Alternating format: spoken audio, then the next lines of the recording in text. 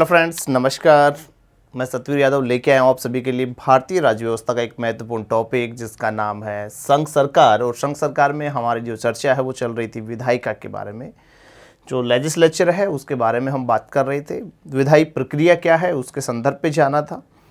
और हमने बात की थी विधायी प्रक्रिया के अंतर्गत कि जो संसद के अंदर जो कार्रवाई होती है उसमें सबसे पहले प्रश्नकाल का समय आता है। प्रश्नकाल, उसके बाद में शून्यकाल। साथ ही हमने ये भी चर्चा कर चुके हैं कि विधेयक और प्रस्ताव किस तरीके से लाए जाते हैं और विधेयक व प्रस्ताव को कितने वर्गीकरण के आधार पे, कितने आधारों पे बांटा जा रहा है, उन सब पे हम बात कर चुके हैं। आज हम इस क्लास में जानेंगे कि कोई विधेयक जब संसद में लाया जाता है तो वह कानून किस तरीके से बनता है और कानून बनाने के लिए क्या प्रोसेस चलती है। तो चलिए दोस्तों, बात करते हैं आज की इस क्लास में और बात करते हैं संसद की विधि निर्माण प्रक्रिया के बारे में कि संसद कानून कैसे बनाती है। एक चीज़ हमने अच्छे से जान ली है कि विधायिका का मूल कार्य ही कानूनों का निर्माण करना होता है। विधायिका यहाँ पे जो संसद है, पार्लियामेंट जो है, वह कानूनों का निर्माण करती है। और कानून निर्माण करने के लिए संसद की जो 3 अंग हैं, जिसमें लोकसभा, राज्यसभा और राष्ट्रपति, इन 3 का बड़ा ही महत्वपूर्ण रोल होता है, इनकी भूमिका होती है। तो जानते हैं आज की क्लास में कि संसद की विधि निर्माण प्रक्रिया क्या है। ध्यान दीजिएगा, भारतीय संविधान की अगर बात की जाए तो भारतीय संविधान के आर्टिकल 246 में संविधान की 7वीं अनुसूची के अंतर्गत 7वीं अनुसूची में निर्दिष्ट है। भारतीय संविधान का आर्टिकल 246 है। अब यहाँ पे एक चीज़ अच्छे से जान लेना होगा कि भारतीय संविधान का जो भाग 11 है, संविधान के भाग 11, और संविधान के भाग 11 में केंद्र और राज्यों के बीच संबंधों का यहाँ पर वर्णन किया जा रहा है, जिसमें एक संबंध आते हैं जिन संबंधों को हम कहते हैं विधायी संबंध। विधायी जो संबंध है, विधायी संबंध, और विधायी संबंधों का जो जिक्र है दोस्तों, विधायी संबंधों का जिक्र भारतीय संविधान के भाग 11 के अंतर्गत आर्टिकल 245 से लेकर के 255 के मध्य किया गया है। तो आर्टिकल 245 से 255 के मध्य विधायी संबंध आते हैं केंद्र व राज्यों के बीच, संघ और राज्यों के बीच। तो यहाँ पे भारतीय संविधान के आर्टिकल 246 के अंतर्गत संविधान की 7वीं अनुसूची में भी निर्दिष्ट है, जिसमें सूची 1, और सूची 1 में उल्लेख मिलता है किसका? संघ सूची। तो संघ सूची में जो वर्णित विषय हैं, भारतीय संविधान की संघ सूची में कुल 97 विषय वर्णित किए गए हैं, जिनको गणना की दृष्टि से देखा जाए तो विषयों की संख्या 100 होती है। तो संघ सूची में वर्णित विषय, साथ ही इसी 7वीं अनुसूची में निर्दिष्ट संविधान की जो सूची है, सूची फर्स्ट में संघ सूची है, जबकि सूची 3 में समवर्ती सूची का उल्लेख है। और जैसा कि यहाँ पर 3 सूचियाँ हमारी होती है, संघ सूची, राज्य सूची और समवर्ती सूची। तो संघ सूची और समवर्ती सूची की बात की जा रही है। संघ सूची और समवर्ती सूची, भारतीय संविधान का आर्टिकल 246 कहता है कि संघ सूची और समवर्ती सूची के जो भी विषय हैं, जहाँ पर संघ सूची में 97 और समवर्ती सूची में जहाँ 52 विषय हैं, इन विषयों के ऊपर कानून बनाने की जो शक्ति है, ये विधि निर्माण करने की शक्ति किसके पास होगी?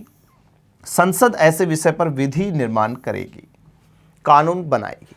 तो कानून बनाने की जो शक्ति है वो संसद के पास आर्टिकल 246 के अंतर्गत 7वीं अनुसूची में निर्दिष्ट जो विषय है, सूची फर्स्ट संघ सूची और समवर्ती सूची, क्योंकि संघ सूची के जो विषय होंगे उन पर कानून केंद्र सरकार बनाती है, संसद बनाती है, जबकि समवर्ती सूची के अंदर केंद्र व राज्य दोनों को अधिकार दिया गया। लेकिन यहाँ पर अंतिम जो पावर है वो संघ के पास निहित होने के कारण तो यहाँ पे संसद विधि निर्माण कर सकती है।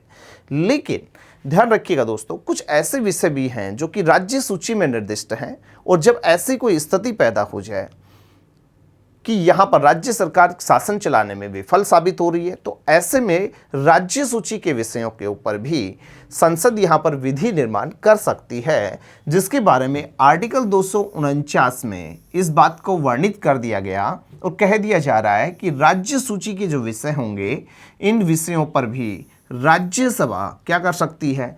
विधि निर्माण कर सकेगी। ठीक है, तो राज्यसभा को ये पावर दी जा रही है आर्टिकल 249 के तहत। तो आई होप ये बात अच्छे समझ में आ चुकी होगी कि जो विधायी संबंध है केंद्र और राज्यों के, उनके संदर्भ में जो भी विधि निर्माण की शक्ति होगी वो संसद के पास में है।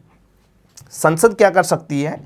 तो संसद यहाँ पर कानून बना सकती है। और कानून कैसे बनेगा, तो इसके लिए ध्यान दीजिएगा। संसद में यदि कोई विधेयक, और मूल रूप से संसद में जो लाए जाने वाले विधेयक होते हैं उनकी प्रकृति साधारण विधेयक की ही होती है, जिसके बारे में हम पिछली क्लास में बात कर चुके हैं कि साधारण विधेयक जो होते हैं वो कौन से होते हैं। ऑर्डिनरी बिल्स के बारे में हम बात कर चुके हैं, टोटल 6 विशेषताओं के संदर्भ पे हम जान चुके हैं। तो कोई विधेयक जब किसी सदन में लाया जाता है तो लाए जाने के बाद वह विधेयक किससे गुजरेगा, विविध चरणों से गुजरता है, अनेक चरणों से गुजरता है।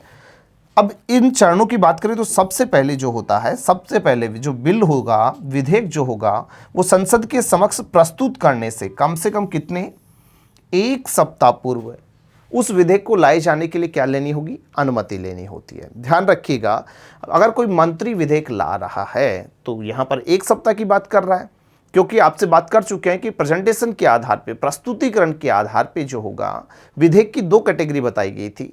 एक जो विधेयक होते हैं सरकारी होते हैं और एक होते हैं गैर सरकारी। मंत्री अगर कोई विधेयक ला रहा है तो सरकारी, और सदस्य ला रहा है तो गैर सरकारी।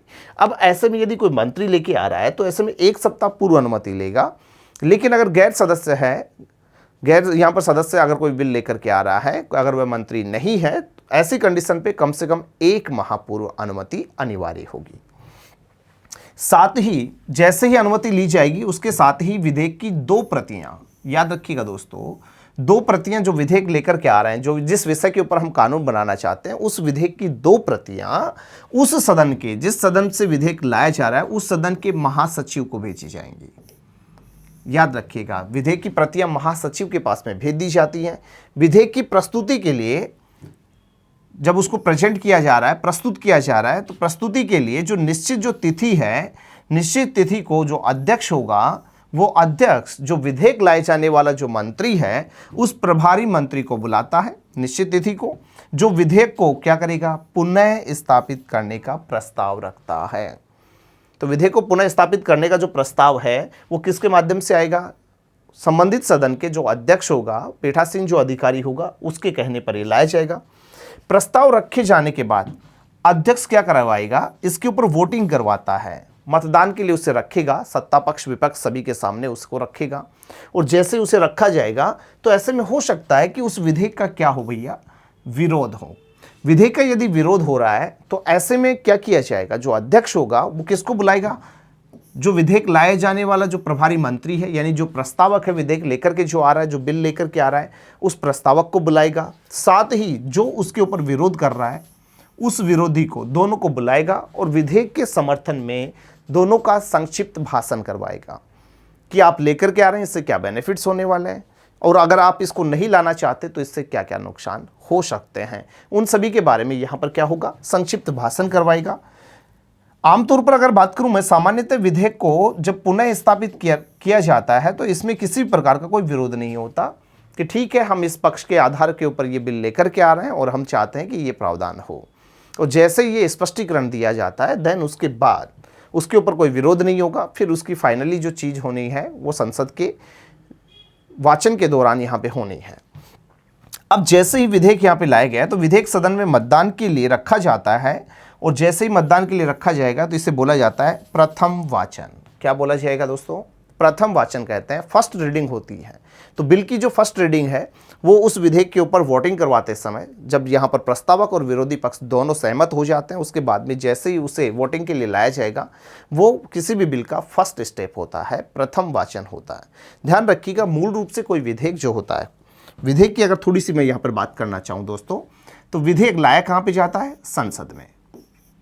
विधेयक लाया जाएगा संसद में, और संसद के सदन होते हैं 2। संसद के सदन कितने हैं, 2 सदन होते हैं। एक सदन का नाम है लोकसभा। विधेयक या तो लोकसभा में लाया जाएगा या फिर विधेयक कहां से आएगा, राज्यसभा से लाया जाएगा। तो लोकसभा और राज्यसभा, संसद के 2 सदन, तो विधेयक या तो लोकसभा से आएगा या फिर राज्यसभा से आएगा। जिस भी सदन से, सपोज देन कोई विधेयक लोकसभा से आया तो लोकसभा से आएगा, तो ऐसे में कोई बिल लाया जा रहा है, सरकारी है गैर सरकारी है, वो दोनों चीज़ें देख ली जाएंगी। ठीक है ना, विधेयक की प्रकृति कैसी है, सरकारी है या गैर सरकारी है, उस आधार पर लोकसभा में लाया गया। लाने के बाद में कोई भी विधेयक मूल रूप से 3 चरणों से गुजरता है। बिल्कुल यहाँ पर संक्षिप्त में समझने का प्रयास करें। 3 चरणों से वह गुजरेगा। 3 चरणों में अगर बात करें तो सबसे पहले फर्स्ट रीडिंग होती है, प्रथम वाचन होगा। एक होता है सेकंड वाचन, यहाँ पर सेकंड जो मतलब है कि यहाँ पर रीडिंग हो जाएगी, और उसके बाद में फाइनली थर्ड रीडिंग होती है। तो टोटल यहाँ पर रीडिंग होती है first reading, second reading and third reading. ठीक है दोस्तों, 3 रीडिंग यहाँ पे होती है, 3 चरणों से वह बिल गुजरता है। जैसे ही फर्स्ट रीडिंग में आएगा, ये प्रथम वाचन के दौरान यहाँ पर आएगा। और इस रीडिंग में होता क्या है, वन वर्ड में अगर मैं कहना चाहूँ तो इस रीडिंग में संबंधित सदन के उस बिल को राजपत्र पर प्रकाशित किया जाता है, गजट पर लाया जाता है, उसे गजट पर प्रकाशित कर दिया जाता है। ये होता है इसका फर्स्ट रीडिंग। सेकंड रीडिंग में क्या होता है, उस बिल के ऊपर विचार विमर्श होता है। क्या होगा, विचार विमर्श होगा। तो बिल के ऊपर जो विचार विमर्श होता है, किसी भी विधेयक के ऊपर विचार विमर्श की जो प्रक्रिया होती है वो द्वितीय वाचन के दौरान होती है। और फाइनली तृतीय वाचन में शब्द अशुद्धियों को देखते हुए उसे क्या किया जाएगा, मतदान करवाते हुए सर्वसम्मति से आवश्यक बहुमत के साथ में उस विधेयक को पारित कर दिया जाता है। तो 3 चरण यहाँ पर चलेंगे। प्रथम जो वाचन होता है उसमें राजपत्र पर प्रकाशित होगा, द्वितीय वाचन में विचार विमर्श होगा, और तृतीय वाचन में उसे पारित कर दिया जाता है किसी भी एक सदन से। ये बात हमें अच्छे से ध्यान में यहाँ पे रखनी है। अब बात को सुनिएगा।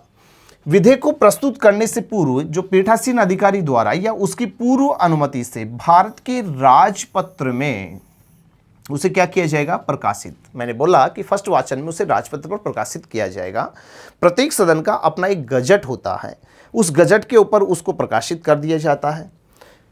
ये कार्य होगा प्रथम वाचन में। उसके बाद होता क्या है कि विधेयक का जो द्वितीय वाचन है, ये द्वितीय वाचन सबसे क्या होता है, विस्तृत होता है और महत्वपूर्ण अवस्था होती है किसी भी बिल के लिए।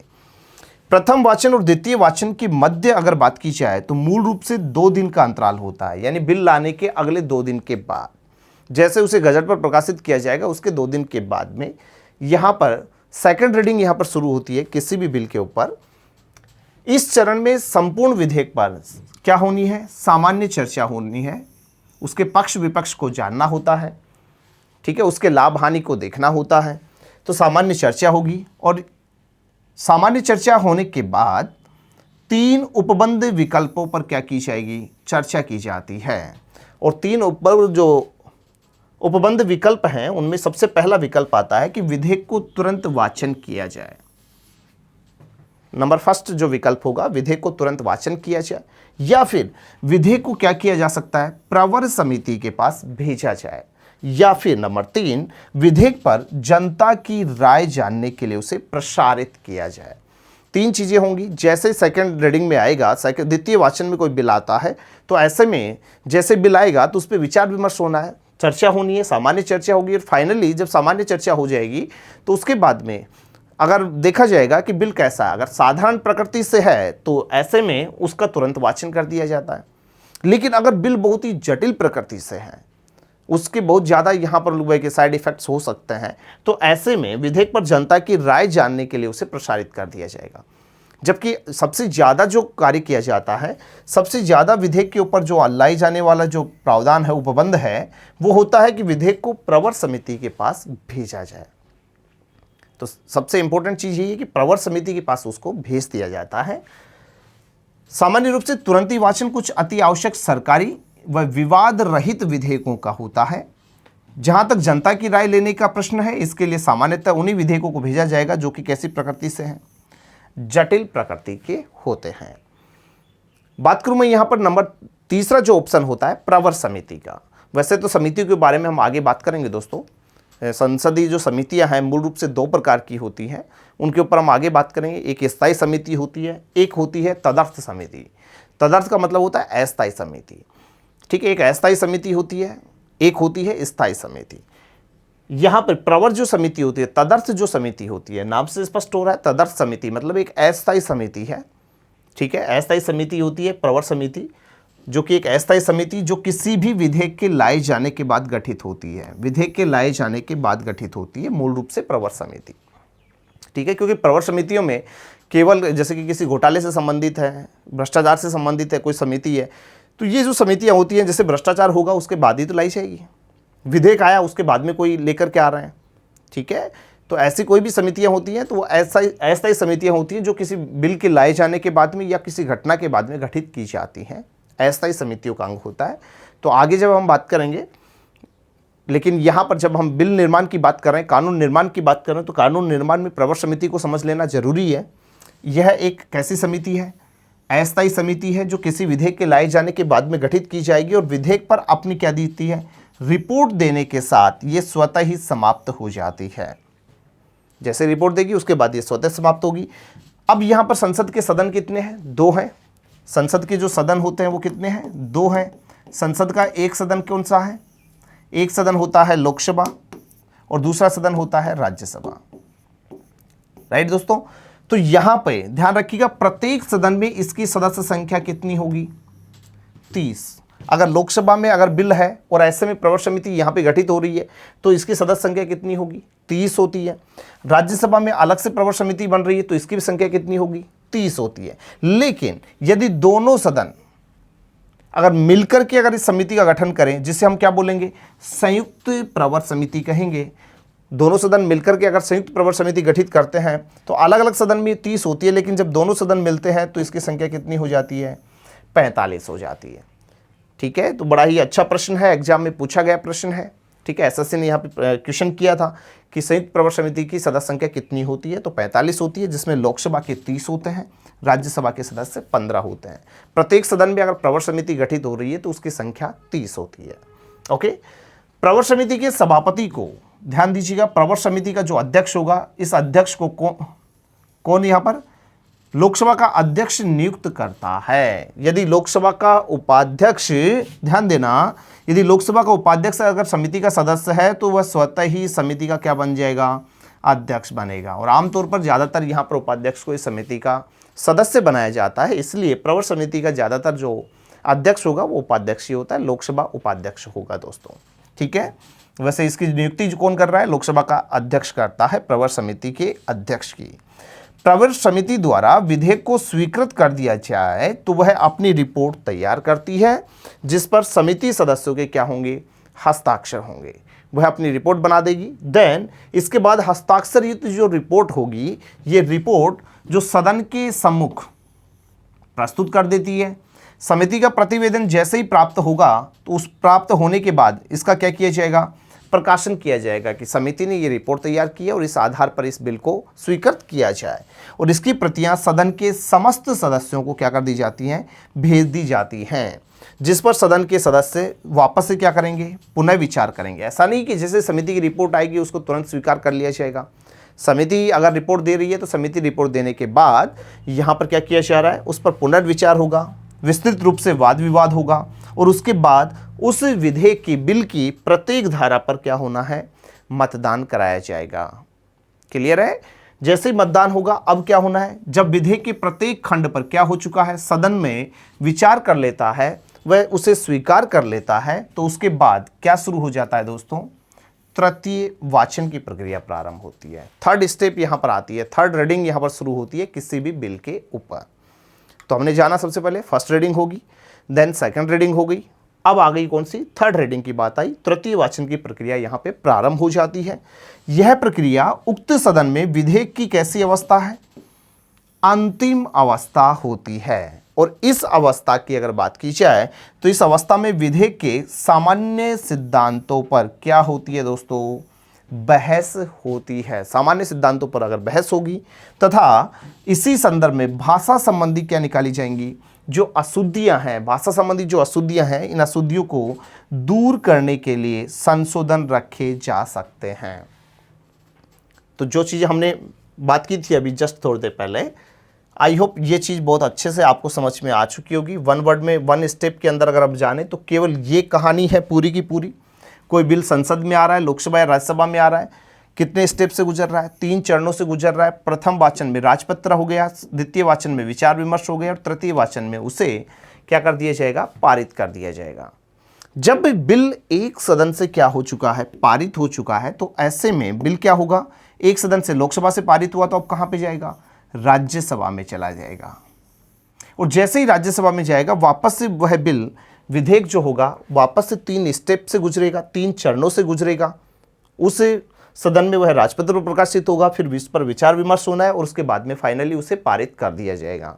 जैसे ही दूसरे सदन से कोई बिल पारित होगा, पारित होने के बाद में बिल को कहाँ पे भेजा जाएगा? बिल जाएगा किसके पास में? संसद का जो अभिन्न अंग है, और अभिन्न अंग कौन है? राष्ट्रपति। संसद का जो अभिन्न अंग होगा राष्ट्रपति, तो बिल पहुंचता है राष्ट्रपति के पास में, और जैसे ही राष्ट्रपति के पास पहुंचेगा, तो ऑलरेडी हम राष्ट्रपति में पढ़ चुके हैं इस चीज़ को कि कोई भी विधेयक जब राष्ट्रपति के पास में आता है, तो राष्ट्रपति के पास में कोई भी बिल जाने के बाद में राष्ट्रपति यहाँ पर उस बिल को स्वीकृत कर सकता है, सहमति दे सकता है, असहमति दे सकता है, पुनर्विचार के लिए भेज सकता है, या फिर उसके ऊपर जे भी वीटो भी कर सकता है। उसे तो यहाँ पर लोग कि अस्थायी समय के लिए, कितने भी लंबे समय के लिए उसे अपने पास रोक सकता है। तो यहाँ पर 3 चर्चाएं यहाँ पर होनी होती है जब राष्ट्रपति के पास में, और फाइनली जब राष्ट्रपति किसी भी बिल के ऊपर क्या करता है? अपनी सहमति दे देता है। तो ऐसे में कोई भी बिल क्या बन जाता है दोस्तों? कानून बन जाता है। ओके, तो जैसे ही बिल क्या होगा, पूरे विधेयक पर क्या हो जाएगा? मतदान हो जाता है। इस अवस्था में विधेयक प्राय अस्वीकार नहीं किए जाते। एक सदन से पास होने के बाद विधेयक को दूसरे सदन में भेजा जाएगा, जहां वापस से वही पूर्व लिखित जो चरण है उन्हीं चरणों से गुजरेगा। दूसरे सदन से पास होने के बाद विधेयक पर राष्ट्रपति के पास में भेज दिया जाएगा, और राष्ट्रपति इस पर क्या करता है? अपनी अनुमति देता है। तो कोई भी बिल अब कानून का रूप ले लेता है। तो आई होप ये कानून निर्माण की जो प्रोसेस है आप लोगों को समझ में आई होगी। 3 चरणों की बात कर रहा है, 3 चरणों से गुजरता हुआ बिल यहाँ तक पहुँचेगा। अब यहाँ पर एक चीज़ हमें जान लेनी होगी, हम बात कर रहे हैं यहाँ पर कानून कौन बना रहा है? संसद बना रही है।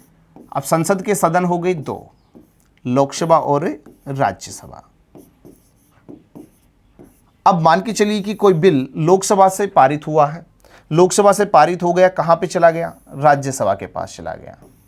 लेकिन जैसे ये राज्यसभा के पास में बिल पहुंचा, देन हमने देखा कि पीछे से लोकसभा क्या हो गई है? भंग हो गई है, उसका कार्यकाल पूरा हो गया। क्योंकि एक लंबा प्रोसेस लगता है बिल यहाँ पर जब निकलेगा किसी भी सदन से, तो जब बिल गुजरता है तो लंबा समय इसमें लग रहा है। और ऐसे में सपोज देन कि लोकसभा उस ड्यूरेशन में क्या हो गई है? भंग हो चुकी है। बिल कहाँ से आया दोस्तों? लोकसभा से बिल पारित हुआ, कहाँ पे जा चुका है? राज्यसभा में जा चुका है। और ऐसे में लोकसभा भंग हो चुकी है, तो क्या अब बिल बचेगा? क्या बिल ऐसे कैसे रहेगा या फिर निष्प्रभावी हो जाएगा? है ना? तो यहाँ पे ध्यान रखिएगा, जो लेके आ रहा है वही नहीं रहा है। यानी इस कहानी को हम इस तरीके से कह सकते हैं कि जैसे कि कोई वृद्धावस्था के कागज बनवा रहा है पेंशन चालू करवाने के लिए, और ऐसे में वो क्या करता है? वृद्धावस्था कार्यालय के अंदर जाता है, पेंशन कार्यालय में जा रहा है, और पेंशन कार्यालय में जाकर के अपने दस्तावेज मेंशन करता है ना? दस्तावेज उसने मेंशन किए, लेकिन अब वापस गया और उसके बाद में वह व्यक्ति ही नहीं रहा, तो ऐसे में उसकी पेंशन चालू हो पाएगी? नहीं हो पाएगी ना। तो सेम सिनेरियोज को समझिए, यहाँ भी ठीक वही होता है। जब बिल यहाँ से आ रहा है, यहाँ पे जा चुका है, और ये एक अस्थायी सदन है लोकसभा, क्योंकि राज्यसभा एक स्थायी सदन है जो भंग नहीं होगा, लेकिन लोकसभा भंग हो सकती है। ये सिनेरियो क्रिएट हो रहा है कि लोकसभा यहाँ पे भंग हो चुकी है। तो ऐसे में विधेयक क्या होता है दोस्तों? तो विधेयक निष्प्रभावी हो जाता है। ओके, लेकिन यदि विधेयक कहाँ से चला है? राज्यसभा से यहाँ से निकला है, और कहाँ पे पहुँच चुका है? लोकसभा में पहुँच चुका है। क्योंकि या तो विधेयक लोकसभा में आएगा या राज्यसभा में आएगा। अब बिल आ चुका है राज्यसभा में, तो राज्यसभा से जब गुजरेगा लोकसभा में पहुंचेगा, और पता चला क्योंकि ये तो भंग होगी नहीं, कौन भंग होगी? लोकसभा ही भंग होनी है। बिल आया यहाँ से, तो जो लेके आया वो अभी ऐसे कैसे है? प्रभाव क्षेत्र में है, तो ये नहीं है प्रभाव क्षेत्र में। तो जैसे ही यहाँ पर क्या होगा? नई लोकसभा गठित होगी, तो नई लोकसभा गठन के साथ में क्या होगा? अब बिल स्वतः ही क्या कर लिया जाएगा दोस्तों? लोकसभा में लंबित हो तो लोकसभा भंग हो जाए, क्योंकि भंग लोकसभा होनी है, तो विधेयक पर कोई भी प्रभाव नहीं पड़ता। विधेयक ऐसे कैसे बना रहता है। क्लियर है दोस्तों? तो इस चीज़ को बहुत अच्छे से ध्यान में रखिएगा। तो ये थी विधायी निर्माण प्रक्रिया के बारे में, कानून निर्माण की जो प्रोसेस है कि कानून कैसे बनता है, उसके संदर्भ पे हमने जाना है। तो आज की क्लास में हम यही बात करने वाले थे आप लोगों से कि कानून निर्माण कैसे होना है। तो वापस से ध्यान रख लीजिएगा, कोई भी विधेयक कहाँ पे आ रहा है? किसी सदन में लाए जाने के बाद 3 स्टेप से गुजर रहा है। 3 स्टेप्स जब क्लियर होती हैं तो कोई भी विधेयक क्या बन जाता है? कानून बन जाता है। बात करेंगे, फिर से मुलाकात करेंगे आप सभी से नेक्स्ट वीडियो में एक नए टॉपिक के साथ में। तब तक के लिए नमस्कार।